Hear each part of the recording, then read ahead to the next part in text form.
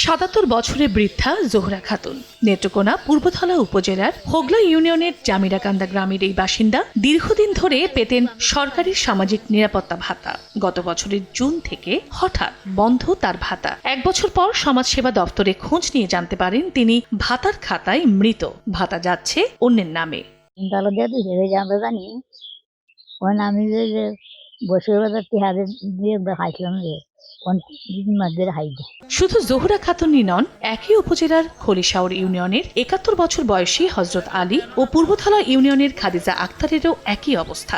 ভুক্তভোগী ও স্বজনদের অভিযোগ, কাউকে কোনো কিছু না জানিয়ে ইউনিয়ন পরিষদ থেকে মৃত্যু সনদ পাঠানো হয়েছে সংশ্লিষ্ট বিভাগে। এ নিয়ে লিখিত অভিযোগও করেছেন জোহরা খাতুনের পরিবার। পাশাপাশি এই ঘটনায় জড়িতদের বিচার দাবি তাদের।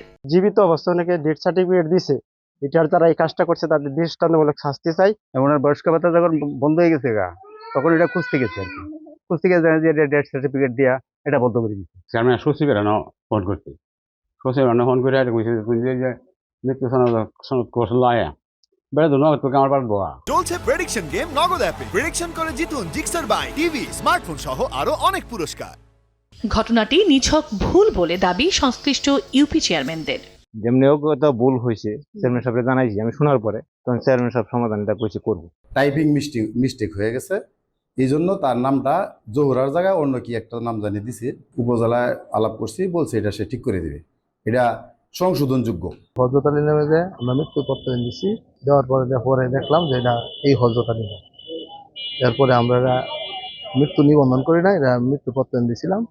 এখন আমরা মৃত্যু করিয়া নিবন্ধন উনার নামে আবার প্রতিস্থাপন দিয়ে দিচ্ছি এবং বলছি।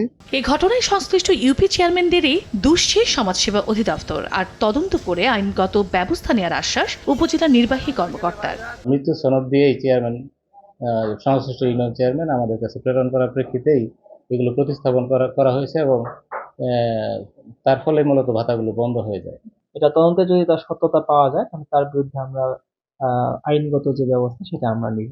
সমাজসেবা অধিদপ্তরের দেয়া তথ্য মতে সামাজিক নিরাপত্তা কর্মসূচির আওতায় প্রত্যেক সুবিধাভোগী ৩ মাস পর ১,৫০০ টাকা ভাতা পান।